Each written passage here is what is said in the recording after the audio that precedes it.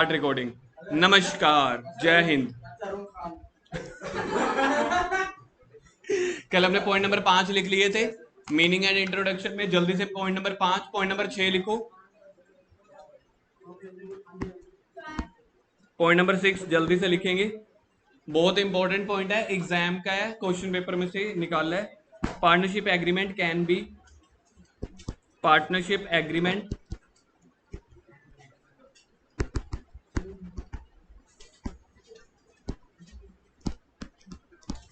Can be oral और written, मतलब दोनों हो सकते हैं। कहने का मतलब है मुंह जुबानी एग्रीमेंट भी काम कर जाएगा। Partnership agreement can be oral और रिटन।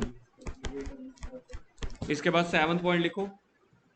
ये ओरल वाला ज्यादा मतलब इंपॉर्टेंट है, मेरे को पूरी उम्मीद है असर्शन और रीजनिंग में ये वाला पॉइंट गिर सकता है। नॉर्मली अगर हम दिल से सोचेंगे ना, पार्टनरशिप एग्रीमेंट ओरल है, ओरल मतलब आपस में डिस्कस कर लिया, वो पार्टनरशिप एग्रीमेंट बन गया। केस स्टडी पता है कैसे आएगी आपको, यह असर्शन आपको जान के आएगा कि दो पार्टनर्स थे, ठीक है, ओरल एग्रीमेंट हो गया, इनके पास कोई एविडेंस नहीं है, कुछ पेपर पे लिखा नहीं हुआ, डिस्प्यूट के केस में कोर्ट कचहरी चले गए, तो आप बताओ कि ये ठीक है या गलत है। क्वेश्चन मतलब एग्जाम वाले आपके दिमाग के साथ ऐसे खेलते हैं, जान के 3-4 वीक पॉइंट लिख देंगे और कहें मतलब आपको उस लाइन के ऊपर वेट डाल डाल के पॉइंट्स लिख देंगे। आप कहोगे नहीं जी बात तो सही है, ओरल एग्रीमेंट तो होता ही नहीं, जबकि पार्टनरशिप एक्ट में क्या लिखा हुआ है, ओरल एग्रीमेंट हो सकता है। पॉइंट नंबर 6 लिखो, पॉइंट नंबर 6 हो गया। 7वां लिखो, अ माइनर। आप खुद बताना माइनर क्या पार्टनर बन सकता है कि नहीं बन सकता। लिखो, a minor can not become a partner. लिखो, मैं लिखवाता हूं। A minor can not become, 7वां पॉइंट है, minor can not become partner but आ गया मतलब कि वो पलटी मारने वाले हैं अपनी लाइन से, ठीक है। But he can participate in the profit of business, but he can participate,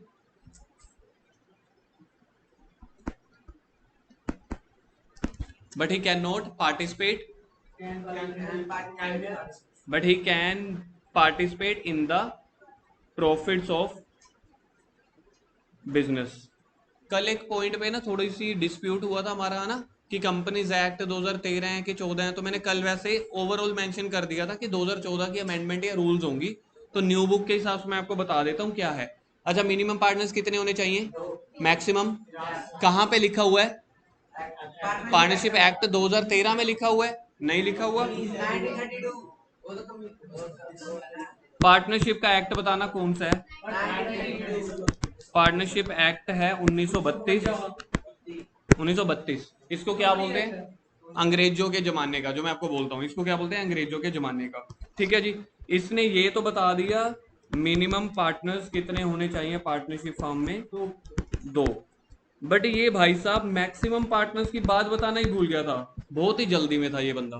कौन, पार्टनरशिप एक्ट 1932, मतलब अंग्रेज बड़ी जल्दी में थे। मिनिमम तो लिख दिए, मैक्सिमम नहीं लिखे। फिर हमारे पास आया companies act 2014, sorry 2013, companies act 2013।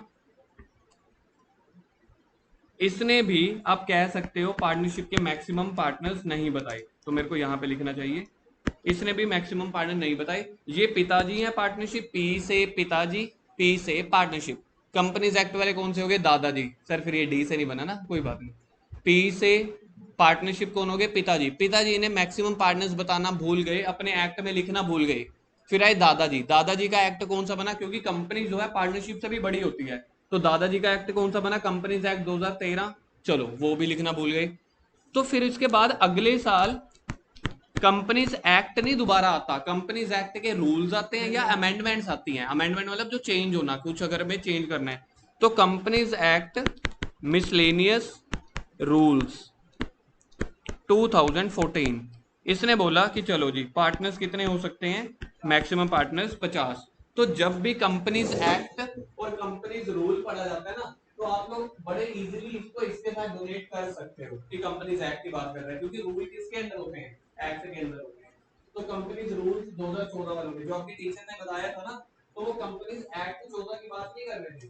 Rules act एक बार बन गया, 50-60 साल में बदलता नहीं है। सोच के देखो 1932 का, अंग्रेजों के जमाने का जब एक्ट अभी तक भी बदला जा रहा, तो ये रूल्स क्या एक साल के बाद क्या एक्ट बदल देंगे, एक्ट नहीं बदलते, हर साल उसके रूल्स आ जाते हैं या अमेंडमेंट कर सकते हैं। तो उसमें बोला कि मैक्सिमम पार्टनर्स कितने होने चाहिए, 50। अब कर रहे हैं हम सबसे जरूरी बात आज की, जो मैंने आपको मैसेज डाला था ग्रुप में कि आज की क्लास अगले आने वाले 15 क्लासेस को डिक्टेट करेगी, रिप्रेजेंट करेगी। जिसको आज की क्लास समझ नहीं आई, जो आज का टॉपिक है P&L और P&L एप्रोप्रिएशन अकाउंट, मैं मान के चल रहा हूँ कि स्कूल में चलो हो गया, आपको आधा या आधे से ज्यादा तो समझ आ ही गया होगा। ठीक है जी, समझ आ गया तो बहुत बढ़िया है, मेरे लिए काम आसान हो जाएगा। लेकिन मैं फिर भी यही सोच के आपको पढ़ाऊंगा कि आप जीरो से पढ़ रहे हो। स्कूल की नॉलेज हाफ है, 25% है, चाहे 100% है, वो साइड पे रखना। जब भी ट्यूशन में नए कॉन्सेप्ट शुरू होंगे मैं तो अपना जीरो से करवाऊंगा, ताकि जो जो बेस आपका स्ट्रॉन्ग करना है वो काम किया जा सके। P&L एप्रोप्रिएशन अकाउंट का क्वेश्चन 5 सालों में से 4 साल आता ही आता है। समझ रहे हो आप इसकी मतलब इंपॉर्टेंस, समझ रहे हो? P&L एप्रोप्रिएशन का जो नया टॉपिक है, अगर मेरे 5 साल पेपर हो रहे हैं 2024 में 25 में, मैं फाइनल पेपरों की बात बता रहा हूँ, 5 सालों में से 4 साल में P&L एप्रोप्रिएशन का क्वेश्चन होता ही होता है। और आपको टॉपिक्स टू बी कवर्ड में देखना, टॉपिक नंबर 8 या 9 में भी लिखवाया था एक वेरी इंपॉर्टेंट टॉपिक, लिखवाया था। देखना कौन सा था जो इंपॉर्टेंट लिखवाया था, 8th था, पास्ट एडजस्टमेंट वाला। यस, ये दो टॉपिक पेपर में आने ही आने हैं। कल मैं आप लोगों की बुक रेडी कर रहा था, जिसमें जो सीबीएसई का अभी वाला क्वेश्चन पेपर था ना, उसके सारे क्वेश्चन इंट्रोड्यूस कर दिए आपकी लेटेस्ट बुक में, जो आपको मैं 1-2 दिनों में दे दूंगा। उसमें पास्ट एडजस्टमेंट के 2 क्वेश्चंस आए हुए हैं। मतलब आप लोगों को अगर टॉपिक या चैप्टर शुरू होने से पहले कौन कौन से टॉपिक इतने इंपॉर्टेंट है जो फाइनल में आते ही आते हैं हर साल, अगर ये पहले पता हो ना, तो थोड़ा सा हमें क्लियर रह जाता है कि अच्छा जी हाँ कि ये इंपॉर्टेंट है, इसको अभी से ही ढंग से करके लेके चलो। तो उसमें पहला जो इंपॉर्टेंट टॉपिक है वो आज वाला है, P&L एप्रोप्रिएशन अकाउंट। ये टॉपिक 2 दिन का है। अगर आप मेरे को 2-2.5 घंटे कभी इकट्ठे देते हो तो समझ लो उसी दिन ही खत्म हो जाता है। लेकिन मेरे को अभी स्टार्टिंग में ऐसा कोई दबाव बनाना नहीं है। आज का P&L एप्रोप्रिएशन शुरू हो जाएगा, बेस सारा आज बन जाएगा, कल जाके पूरी लैंग्वेज है सारा वो खत्म हो जाएगा। इस बार 2-3 सेमिनार्स भी रखूंगा मैं आप लोगों के, क्योंकि +2 +1 के अकाउंट्स अलग चीज होती है, +2 का अकाउंट्स अलग चीज है।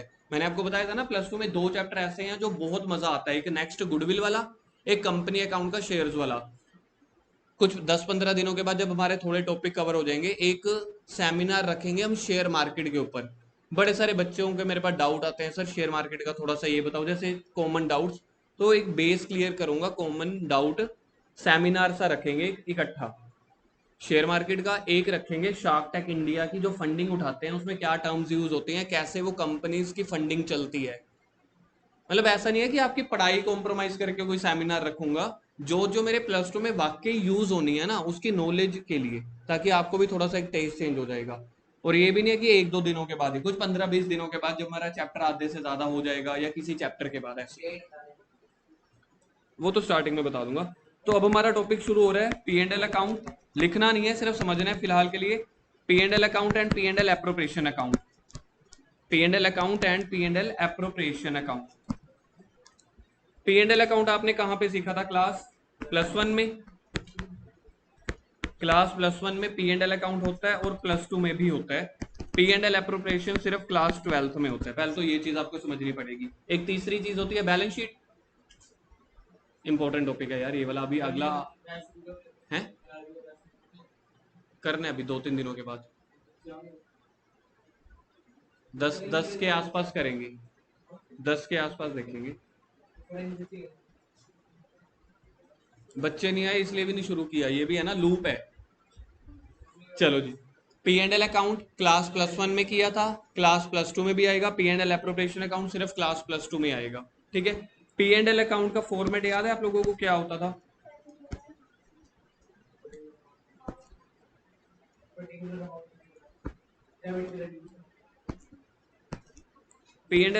P&L अकाउंट की बात कर रहा हूँ, डेबिट साइड पे सारे एक्सपेंसेस लिखे जाते थे, क्रेडिट साइड पे सारे इनकम्स लिखी जाती हैं। ये आपका टॉपिक शुरू हो गया जो मेरे को भी +2 में काम आने।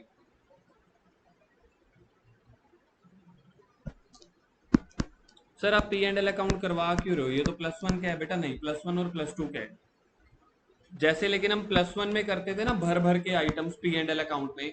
मैंने आपको पिछली 2 क्लासेस में बताया था, जो नए हैं वो सुन लो। ट्रेडिंग एंड P&L अकाउंट बोला जाता था +1 में, +2 में ट्रेडिंग वर्ड नहीं बोला जाता, सिर्फ और सिर्फ P&L अकाउंट बोला जाता है। ग्रोस प्रॉफिट नहीं निकाला जाता, डायरेक्टली क्या निकाला जाएगा, net profit. Directly net profit. Debit side पे क्या आते हैं? सारे एक्सपेंसेस। क्रेडिट साइड पे सारी क्या आएंगी? इनकम्स। मैंने वैसे ही अज्यूम कर लिया। अब यहाँ पे कौन से खर्चे आते थे? सारे खर्चे आते हैं रिलेटेड टू। आप लोगों ने स्कूल में पढ़ा है हो ना। अब मेरे को बताओ रिलेटेड टू क्या लिखना है यहाँ पे। इसमें आएगा, याद रख लेना, आपका पहला शुरू हो गया क्लास +2 का पहला टेक्निकल पॉइंट। P&L अकाउंट में जो भी खर्चे या जो भी इनकम्स आती थी वो आती थी रिलेटेड टू आउटसाइडर्स, ना कि रिलेटेड टू पार्टनर्स। ठीक है, इसी के साथ आपका +2 का P&L एप्रोप्रिएशन का टॉपिक स्टार्ट होता है। फॉर एग्जांपल ट्रेडिंग P&L में क्या क्या खर्चे आते हैं? कोई 3-4 बताना, कल लिखवाए भी थे। Wages salaries. वेजेस सैलरी किसको पे की जाती है? एम्प्लॉइज या वर्कर को? क्या वो कंपनी के आउटसाइडर हैं या कंपनी के ही बंदे हैं? वो आउटसाइडर्स हैं, कंपनी के बंदे नहीं है। सर वो तो कंपनी के अंदर काम कर रहे हैं, कंपनी के बंदे कैसे नहीं हुए? भाई कंपनी के बंदे मतलब पार्टनरशिप के, मतलब ओनर्स। ओनर की बात हो रही है, यानी कि पार्टनर्स की। सैलरी या वेजेस मैं पार्टनर्स को देता हूँ क्या? अगर उनको काम ही करना होता तो फिर वो कहीं पे जॉब करते। ये इनका अपना बिजनेस है ना। तो ये हम किसको देते हैं? आउटसाइडर को। तो कंपनी के जो भी वर्कर होंगे, जो भी इंप्लॉइज होंगे, जो उनको वेजेस और सैलरी मिलेगी वो P&L अकाउंट में आएगी। ठीक है। अगर मैंने बिल्डिंग रेंट पे लिया है तो क्या पे करना पड़ता है? रेंट किसको देंगे? ओनर को, यानी कि जो लैंडलॉर्ड होगा। तो वो बिजनेस का पार्टनर है या आउटसाइडर है? तो वो खर्चे भी इधर आएंगे। बैंक से क्या लेते हैं? उसके ऊपर क्या पे करना पड़ेगा? To interest on loan. ये सारे खर्चे। सर ये तो कुछ भी नहीं, बड़े बेसिक से हैं। मैं और तो लिखवा ही नहीं रहा, ये 2 दिन ही लिखवा रहा हूँ। सिर्फ ये समझाना था कि जब भी हम P&L अकाउंट में खर्चा कर रहे होते हैं ना, वो सारा का सारा खर्चा आउटसाइडर को जा रहा होता है, ना कि मालिकों को। मतलब जो मालिक होते हैं, +1 में हम उसको ओनर बोलते थे, +2 में उसको पार्टनर्स बोलेंगे, क्योंकि दोनों पार्टनर है, तीनों पार्टनर ही क्या है? मालिक है। ये चीज याद रखना जो मैंने डिब्बे में ये गोल में किया है। सारे के सारे खर्चे आउटसाइडर से रिलेटेड आते हैं। हाँ, और अब कर रहे हैं पार्टनरशिप के लिए। मैंने एज्यूम कर ली टोटल इनकम मिला के आई है बाय सेल्स या बाय क्लोजिंग स्टॉक। वैसे मैं एज्यूम कर लेता हूँ, ये लो जी 5000। सारे खर्चों का टोटल आ गया 3500। बताओ बिजनेस का नेट प्रॉफिट कितना हुआ? सर ग्रोस प्रॉफिट तो निकाला नहीं ना भाई ना।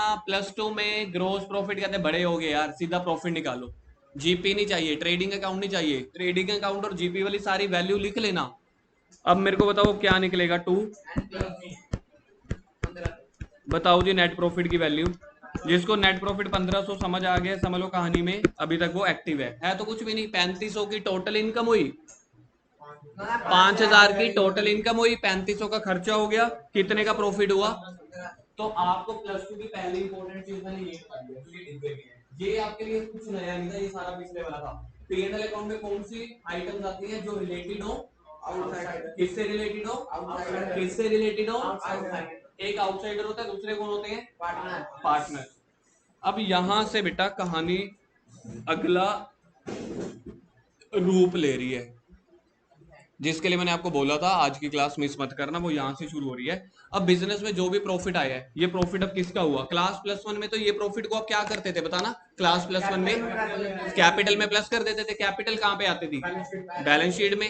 ये इतना याद है आपको? 1500 का क्या करते थे? कैपिटल में ऐड कर देते थे बैलेंस शीट में।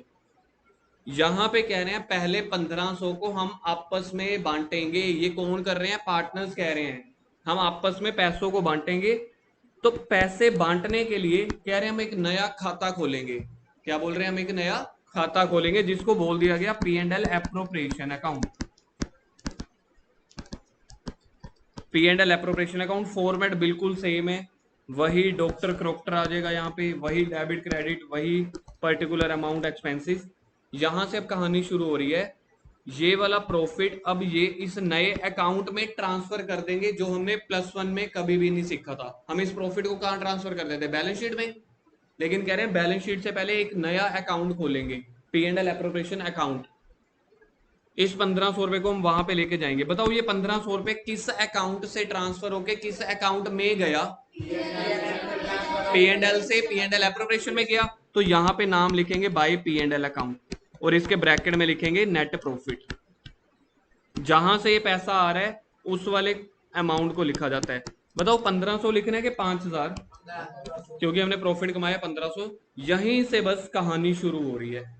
मेन कहानी यहीं से शुरू हो रही है 1500 से। वहां पे भी देखना यही 1500 रुपए ले रखे हैं।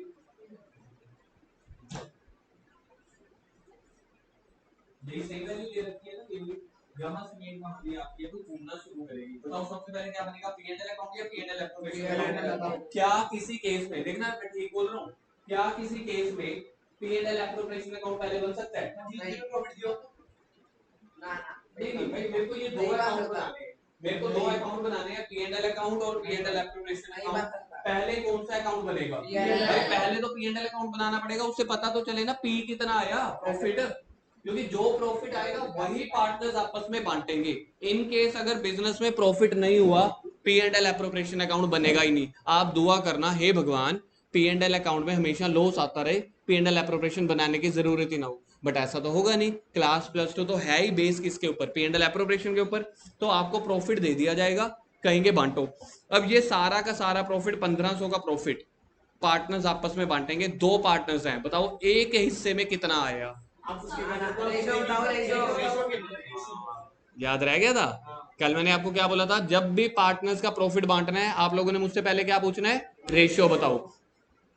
लेकिन पार्टनर्स को प्रॉफिट ही नहीं बांटना, पार्टनर्स को तीन चार तरह के और फंड भी बांटने होते हैं।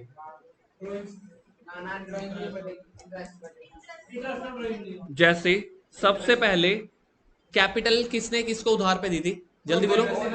ओनर ने बिजनेस को। बिजनेस उसके ऊपर क्या पे करेगा? इंटरेस्ट। कौन पे कर रहा है? किसको मिल रहा है? कौन पे कर रहा है? किसको मिल रहा है? तो पार्टनर से रिलेटेड कोई भी खर्चा इनकम हो, पार्टनर से रिलेटेड कोई भी खर्चा इनकम हो, वो पीएनएल एप्रोप्रिएशन में जाएगा, ना कि पीएनएल अकाउंट में। तो पीएनएल एप्रोप्रिएशन में, पीएनएल अकाउंट में मैंने क्या लिखवाया था? आउटसाइडर से रिलेटेड। आउटसाइडर यानी कि वेजेस वाले हो गए, रेंट हो गया, इंटरेस्ट हो गया, हमने जिससे गुड्स खरीदी है, क्या बोलते थे उसको अपन कॉमर्स में? जिससे गुड्स खरीदे थे, क्रेडिटर। क्रेडिटर को पैसे देते हैं तब भी यहाँ पे आएगा ना टू परचेज ऑफ गुड्स, तो वो भी आउटसाइडर है। तो आउटसाइडर से रिलेटेड सारी आइटम्स कहाँ पे जाएंगी, बहुत बताना एक बार। जो आउटसाइडर नहीं है उसको क्या बोलेंगे? पार्टनर्स। तो पार्टनर से रिलेटेड सारी आइटम्स कहाँ जाएंगी? पी एंड एल एप्रोप्रिएशन में। तो सबसे पहली आइटम आई है इंटरेस्ट ऑन कैपिटल। तो फर्स्ट आइटम आई है टू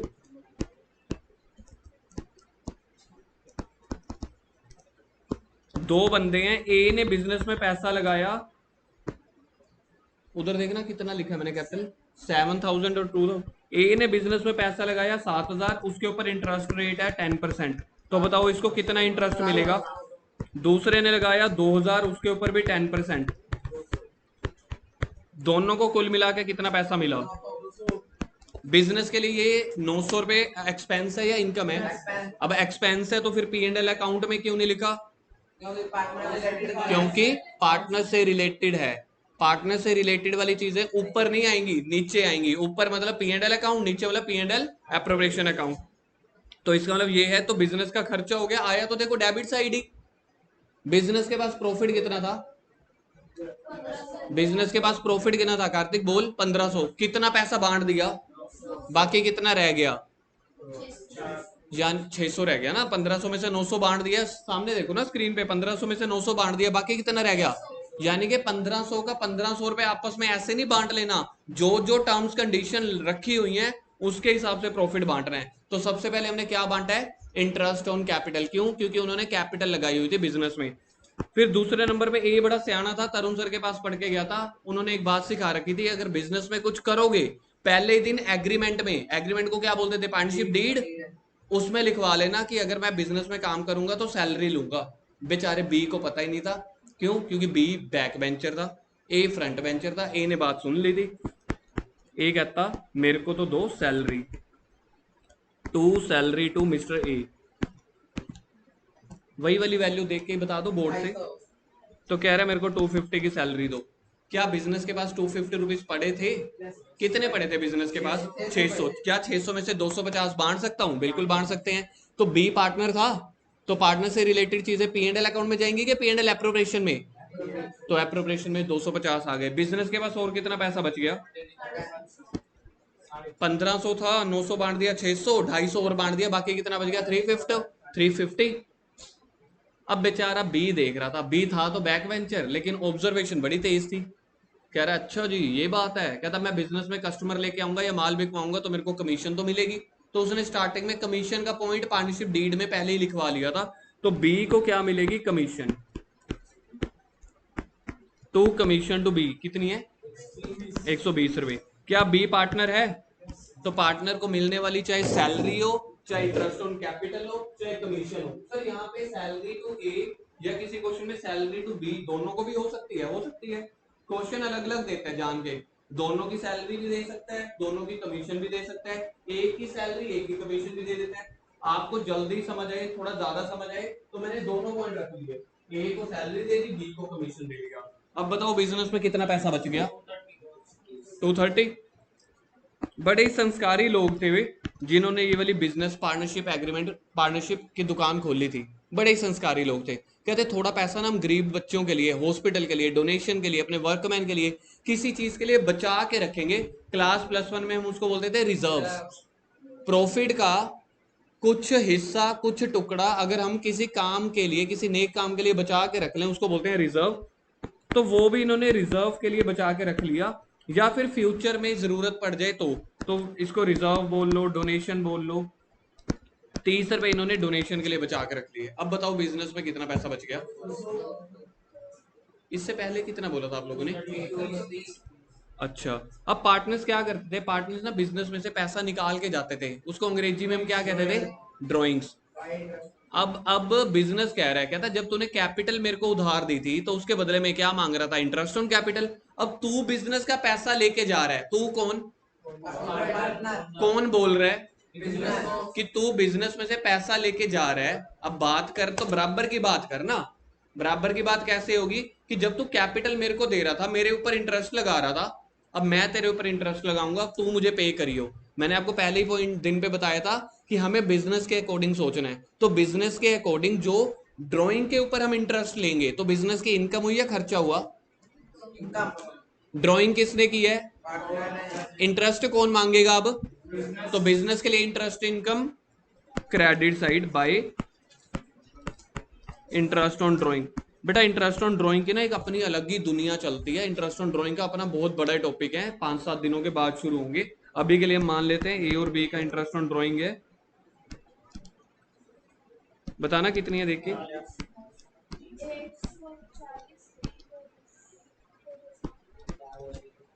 ये टोटल आपका बेटा पी एंड एल एप्रोप्रिएशन है।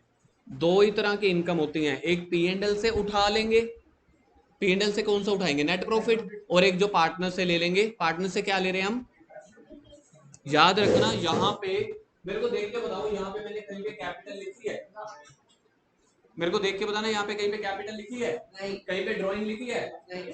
इस फॉर्मेट का नाम क्या है, पी एंड एल की फुल फॉर्म। तो यहाँ पे बेटा याद रखना, आप लोगों ने जवाब दिया, मैंने लिख दिया, तो यहाँ पे सिर्फ प्रॉफिट और लॉसेस लिखने हैं, प्रिंसिपल अमाउंट, कैपिटल यानी कि ड्राइंग नहीं लिखना। कैपिटल और ड्राइंग का जो इंटरेस्ट है वो लिखना है। अब मेरे को एक बार के लिए आखिरी बता दो, इंटरेस्ट ऑन कैपिटल किसके लिए खर्चा है, इंटरेस्ट ऑन ड्राइंग किसके लिए इनकम है, बिजनेस के लिए। तो इनकम है तो क्रेडिट साइड लिख दिया, खर्चा है तो डेबिट साइड लिख दिया। बांटना उसी 1500 में से ही है, ये याद रखना, जितना प्रॉफिट होगा मैक्सिमम उतना बांट सकते हैं। इन केस अगर हमारा इंटरेस्ट यहाँ पे 1700 होता, यहाँ पे 200 होता, तो टोटल कितना हो गया, 1900। थोड़ा अगले लेवल पे सोचना चाहते हो, बिजनेस के पास प्रॉफिट कितना था। इन केस अगर इंटरेस्ट की कैलकुलेशन ऐसे निकल आती, इसकी 1700 इसकी 200, इंटरेस्ट कितना हो जाता, बिजनेस में प्रॉफिट कितना है, तो पहली 1500, पहली मेरी चीज बांध लो, जितना प्रॉफिट होगा मैक्सिमम उतना ही बांटेंगे। सर फिर 1500 को अगर मेरे को 1700 और 200 बांटना है, बताओ कैसे बांटूं कि पार्शियलिटी ना हो। अभी पता चलेगा आज आपका आईक्यू लेवल, माइंड का लेवल, गेम कहां तक सोच सकते हैं। तो जो कोई कैसे रेशियो के हिसाब से, जैसे 1500 प्रॉफिट है, इसको 1700 दे दे, इसको 200। सबसे सौखा काम क्या करते हैं, 200 दे देते हैं, बाकी उसको दे देंगे, ठीक नहीं। क्यों गलत है, सर फिर उसको लॉस हो जाएगा, बी को भी बराबर लॉस होना चाहिए ना। बात तो सही है ना मेरा भाई, बात तो ठीक बोल रहा है, आया जाए, बात है, दिमाग नंबर चाहे कम लेके आए, दिमाग पता नहीं कहां से निकल आता है। क्योंकि इस केस में अगर आपने 200 बी को दे दिए, बी तो बेचारा बड़ा खुश हो जाएगा, क्या था आपने थोड़ा पैसा लगाया था, जितना इंटरेस्ट मिलता था मिल गया, हमें क्या लेना। इस हिसाब से तो कभी कल को बिजनेस में 500 का प्रॉफिट आया, बी कहेगा ना मिला मेरा 200 था, तो 300 रख लियो। तो देखा जाए घाटा और फायदा दोनों में बराबर बटना चाहिए। तो जो भी 17:2 रेशो बनेगी ना, उस रेशो में 1500 को बांटेंगे। एग्जाम का क्वेश्चन आया था इस बार ये, कैपिटल रेशो में बटेगी। कैपिटल लगा लो चाहे इंटरेस्ट रेशो में, क्या आपको कौन समझ में आ गया। वैसे इसकी बारी आएगी आज से 15 दिन के बाद, लेकिन आपका माइंड खुला होगा तब तक। बात तो सही है। प्रॉफिट 1500 का, बांटना 1900 का है, एक को बांटना है 17, एक को बांटना है 2, तो उस रेशो में डिवाइड कर देंगे। कैसे? 1500 इंटू 17/19, 1500 इंटू 2/19। जिसको नहीं समझ आया कोई दिक्कत नहीं, किसी को प्रॉब्लम समझ आ गई है वो भी समझ लेना कि बहुत बढ़िया है, क्योंकि इसके सॉल्यूशन की बारी आएगी आज से 15 दिनों के बाद, जब ये वाले टॉपिक है। तो ये वाला टॉपिक इस बार पेपर में आया था। पेपर में आया कैसे था, बिजनेस में प्रॉफिट था 70,000 और दोनों को इंटरेस्ट मिला के आ गया था 95,000। अब बच्चे 1 मिनट में करके आ गए, इसलिए करके आ गए क्योंकि बहुत बार कर रखा था। मेरा यहाँ पे ये वाला पॉइंट बीच में इंट्रोड्यूस करने का मकसद ये था कि आपका माइंड लेवल थोड़ा सा और ओपन कर दूं, क्योंकि ये जो कर रहे हैं ये बिल्कुल बेसिक कर रहे हैं। थोड़ा सा मैंने एडवांस सिखा दिया ना, अब आपको ये बेसिक नॉर्मल लगने लग जाएगा। जब बंदा कोई मुश्किल चीज कर रहे हैं ना कंफ्यूजिंग, तो उससे पिछले वाली चीज अगर थोड़ी आसान है ना, तो हमें लगता है कि हाँ भाई ये तो बड़ी सौखी है। हमने प्रॉफिट बेटा उतना ही बांटना है जितना हमारे पास होगा। प्रॉफिट बांटने के 5 तरीके हैं। पहला, इंटरेस्ट ऑन कैपिटल के रूप में बांट सकते हो। दूसरा, सैलरी के रूप में। तीसरा, कमीशन के रूप में। चौथा, रिजर्व रख सकते हो। बाकी जो प्रॉफिट बच गया ना, उसको पार्टनर्स में आपस में बांट दो, जिसके लिए दुकान खोली है। दो चीजें काम की बताई हैं। पहली, जितना प्रॉफिट है मैक्सिमम उतना ही बांटना है, और बिजनेस कभी भी अपने पास प्रॉफिट बचा के नहीं रखेगा। इस केस में बताना कितना प्रॉफिट बचा हुआ है। 200 नहीं बोला था पहले, इंटरेस्ट ऑन ड्राइंग हमने कंसीडर नहीं किया था 200 में, पक्का श्योर है ना। मैंने दो चीजें बोली हैं, एक बार के लिए ना दोनों चीजें याद कर लेना। ये वाले पॉइंट के बाद सुनूंगा। पहला, जितना प्रॉफिट है मैक्सिमम उतना बांट सकते हैं, बोलना जितना प्रॉफिट है मैक्सिमम बोलो एक बार, जितना, थोड़ी सा ऊंची लाउड, जितना प्रॉफिट है मैक्सिमम। पॉइंट नंबर 2, एक सेकेंड, पहला पॉइंट बोलियो पहले, और दूसरा पॉइंट लिखो, बिजनेस कभी भी प्रॉफिट अपने पास संभाल के या बचा के नहीं रखता, पार्टनर्स में बांटना ही पड़ेगा। बिजनेस कभी भी प्रॉफिट अपने पास बचा के नहीं रखता। इस केस में कितना प्रॉफिट बचा था? बचने की इंग्लिश बता दो यार। रिमेनिंग, ये लो जी, रिमेनिंग लिख देते हैं। इसी को ही बोल दिया जाता है डिस्ट्रीब्यूटेबल डिविजिबल प्रॉफिट। तो ये वाला प्रॉफिट भी पार्टनर्स में बांट देना है। कितना?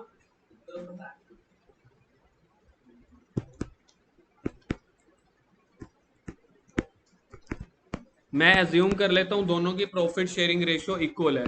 सर आप ऐसे कैसे एज्यूम कर सकते हो दोनों की प्रॉफिट शेयरिंग रेशियो इक्वल है?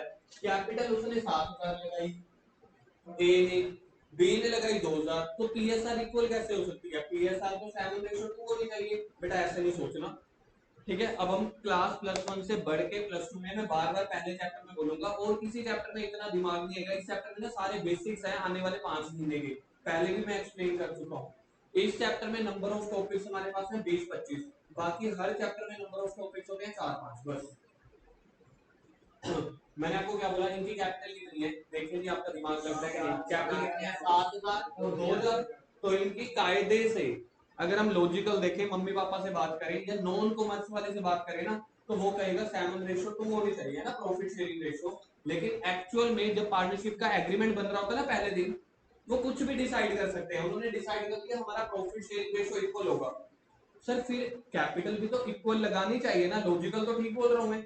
अगर हम बिल्कुल लॉजिकल देखें, कॉमर्स नॉन कॉमर्स को छोड़ दें, जितना अगर प्रॉफिट शेयरिंग रेशियो इक्वल है, 50% मालिक तुम, 50% मालिक मैं, एक गड्डी तेरी एक गड्डी मेरी, 2 गड्डी तेरी 2 गड्डी मेरी, ऐसे।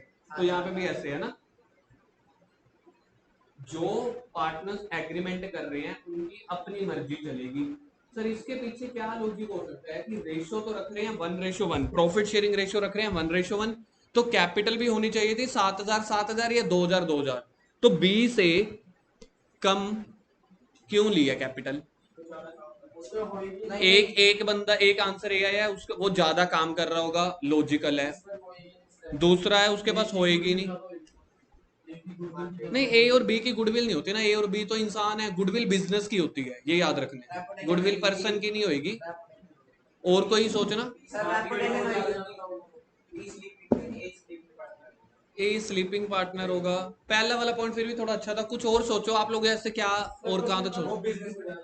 क्वेश्चन इतना है कि दोनों पार्टनर 50-50% मालिक हैं, 1:1 के, तो इनकी कैपिटल भी 1:1 होनी चाहिए थी ना, या तो दोनों की 7-7 हजार होनी चाहिए थी, या दोनों की 2-2 हजार होनी चाहिए थी। मेरी बात सुनो, अगर पार्टनरशिप डील करते हैं तब मिनिमम पार्टनर की वैल्यू तो होनी चाहिए। अगर ए का मानना है कि पार्टनरशिप को बिजनेस स्टार्ट करना है तो बी को रख सकता है वो, ठीक है। ये पॉइंट लॉजिकल है। दूसरा मतलब दो आनिक और इसका, तेरा पॉइंट भी ठीक है, क्लैरिकल वे में तेरा पॉइंट भी ठीक है, तीनों पॉइंट ठीक है। 3 आंसर आए, मैं बताता हूँ। सबसे पहले आंसर बता, हाँ वो नहीं है ना, तभी उसका लॉजिक पूछना चाह रहा था मैं। वो तो सामने नहीं नहीं, तो समझा नहीं, वो तो हमने देख ही लिया कि ये पॉइंट निकल के आ रहा है, मैं तो उसका रीजन पूछ रहा था। पहला गर्व का रीजन ये आया है, सुनना एक बार, गर्व का रीजन देखना किसी को लॉजिकल लगता है कि नहीं, हंसना मत। गर्व का रीजन है कि ए ही मेन बिजनेस चलाना चाह रहा था, लेकिन कम से कम 2 बंदे चाहिए, तो उसने बी को, आ भाई चल भाई तू भी लग जा काम पे, क्योंकि कम से कम 2 बंदे तो चाहिए ना। ये लॉजिक भी सही है, क्योंकि मोटा मोटा पैसा ये कह रहा मैं लगा दूंगा यार, लेकिन कम से कम 2 बंदे चाहिए मेरे को, ठीक है। ये ज्यादातर होता नहीं है प्रैक्टिकल लाइफ में। दूसरा आनिक ने रीजन बताया था कि हो सकता है बी काम ज्यादा कर रहा हूं, बी कह रहा है चल यार एक काम करता हूँ मैं संभाल लूंगा, लेकिन मैं कैपिटल कम लगाऊंगा, लेकिन आप मालिक बराबर के होंगे। सर मालिक बराबर होने का फर्क क्या पड़ेगा? भाई फर्क नहीं पड़ेगा, जो 31 मार्च को हर साल प्रॉफिट होगा आधा आधा बंट जाएगा। कैपिटल तो लगाई 7 हजार और 2 हजार। प्रैक्टिकल लाइफ में जो अच्छे बिजनेसेस होते हैं, तो वो तो कैपिटल 7 हजार 2 हजार नहीं होती, 70 लाख और 20 लाख है। एक्चुअल में जब काम करना पड़ जाए, आप सोच के देखो यार, आनिक और मोक्ष पार्टी करने गए, 90 रुपीज का बिल आया, 90 नहीं, 900 रुपए का बिल आया, पार्टी करने के 900 रुपए का बिल आया। कायदे से दोनों ने बराबर खाया, ठीक है, दोनों ने अच्छा एंजॉय किया, कायदे से बिल तो आधा आधा करना चाहिए, कॉन्ट्री आप ऐसे ही करते हो। आने के हिस्से बिल आया 700 रुपए, उसके हिस्से बिल आया 200 रुपए, क्या ये जस्टिफाई है? जस्टिफाई नहीं है ना। तो फिर यहाँ पे कैपिटल कैसे जस्टिफाई हो रही है ना, तो जस्टिफाई होने का रीजन नहीं, चलो अपा तुम तो बफे सिस्टम पे ही बैठ गए हो, तुम इसके लॉजिक बताओ। इसका रीजन ये होता है कि अगर हम दोनों बराबर बराबर प्रॉफिट बांटेंगे ना, उसका रीजन यही होता है जो आप लोगों ने बताया, या तो बी काम ज्यादा कर रहा होगा, ये रीजन भी बड़ा कम यूज होता है। जैसे घर वाला रीजन 5% यूज होता है, उसका भी 5%। मैं था अनपढ़ बंदा, अनपढ़ इन द सेंस मेरे को एक आईटी कंपनी खोलनी थी। ना ना ना, वो नहीं जो तूने पहले बताया था। इसमें ये होता है कि बी के पास स्किल्स ज्यादा होंगी, मेरे को वो काम आता ही नहीं, लेकिन मेरे को कंपनी वही खोलनी है। तो बी के पास वैसी स्किल्स, वैसा दिमाग, वैसा एक्सपीरियंस था, तो मैंने उसको बोला आधे आधे के मालिक बन जाते हैं, 50-50% के, काम कर पैसा तो कम लगा दे, लेकिन इंटरेस्ट ऑन कैपिटल तो कम अमाउंट पे दूंगा, बाद में जो प्रॉफिट बटेगा वो आधा आधा बांट लेंगे, बंदा खुश हो गया। ऑलमोस्ट ऐसे ही चलता है मार्केट में, लेकिन दूसरा भी चलता है, जितनी कैपिटल उतनी पीएसआर। तो अब दोनों बराबर के हिस्से के पैसे हैं, तो रिमेनिंग प्रॉफिट कितना बचा था? 260। 130 इसको मिला, 130 इसको मिला।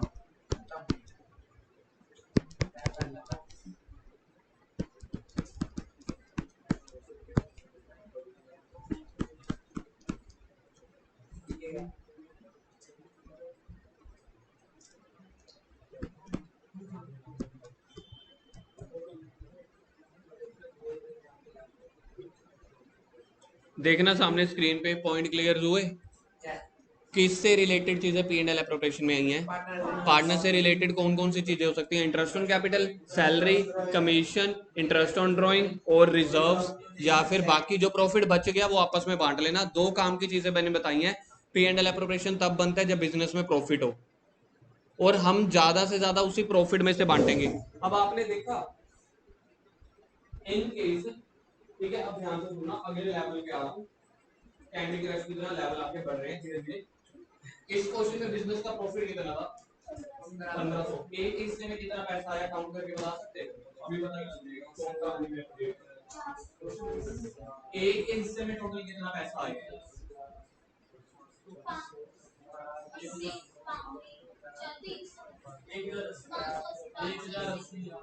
1080 आया एक हिस्से में।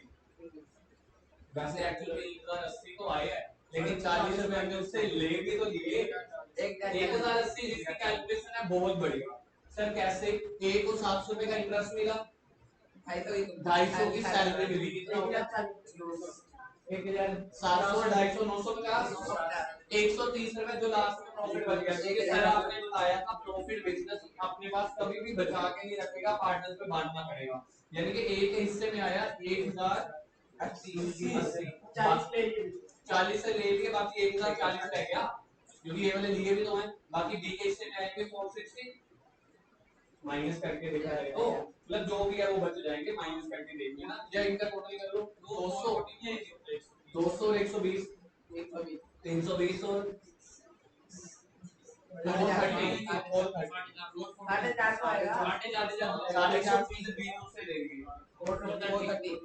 430 हो गया। पहले भी जितना प्रॉफिट है उतना। आपको यहाँ तक समझ आ गया? एक बार देखना अपने मन और अपनी आत्मा से पूछो कि आपको ये समझ आ गया, सामने पढ़ के देखो। 5% का लेवल और बढ़ाता हूँ इसके बाद, ताकि आपका माइंड पहले ही खुलना शुरू हो जाए। जब हम इसके क्वेश्चन करें आपको लगे कि भाई ये सब कुछ ऑलरेडी सीख है। समझ आ गया? आगे देखो, अगले लेवल पे हम क्या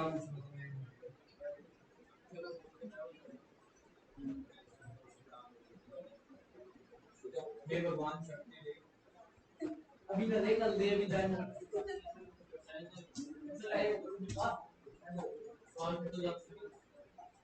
30 रुपए बचा के रखिए ना।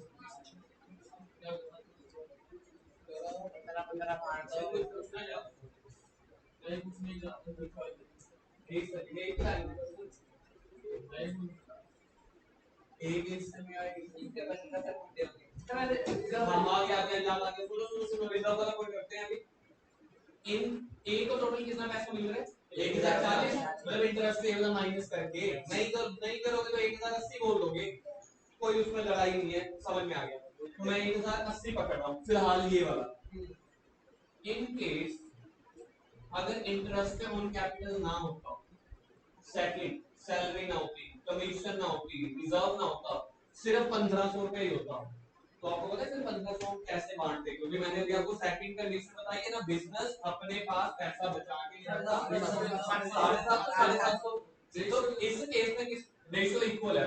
1:1, 50-50%। तो कितना कितना मिलता? 750। इसमें घाटा किसका होगा? उसका। तो इसलिए जब पार्टनरशिप एग्रीमेंट बननी शुरू होएगी ना, ए भी सियाना है, जिसके पैसे लगे होते हैं ना वो बंदा अपने आप में बड़ा सियाना बन जाता है जब पैसे देने की बारी आती है।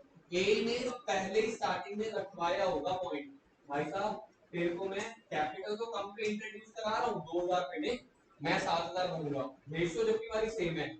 हमेशा ए पता है क्या चालाकियां करेगा कि लास्ट में जितना रिमेनिंग प्रॉफिट आ जाएगा कम से कम आए, ताकि कम वाली अमाउंट बराबर बराबर बढ़े, ज्यादातर अमाउंट इंटरेस्ट के रूप में बढ़े। तो या तो वो इंटरेस्ट ऑन कैपिटल का रेट जान के ज्यादा रखवाएगा। किसको समझ आएगा कोई?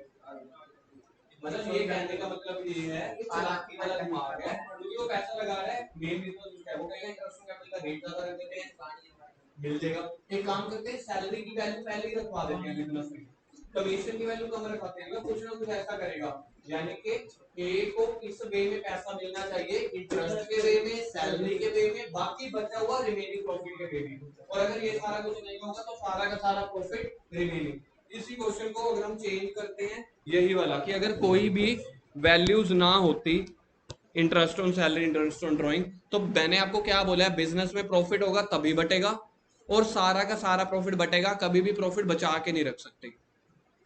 तो 1500 का 1500 पैसा बट जाएगा, 750, 750 बी का फायदा हो जाता। लिखना अभी जल्दी से, चलो नेक्स्ट क्लास में लिखते हैं। मेरी बात सुन लो, इसका ना एक पेज की पीएनएल और पीएनएल एप्रोप्रिएशन की सुनना एक बार के लिए। ये 2 पेजेस हैं, फोटोज भेज रहा हूँ, ज्यादा नहीं है, सिर्फ 1 या 1.5 पेज है। ये घर से नोट डाउन करके आना, ताकि अगली क्लास में मैं एंट्री से स्टार्ट हो। कल छुट्टी है, संडे। एक सेकेंड।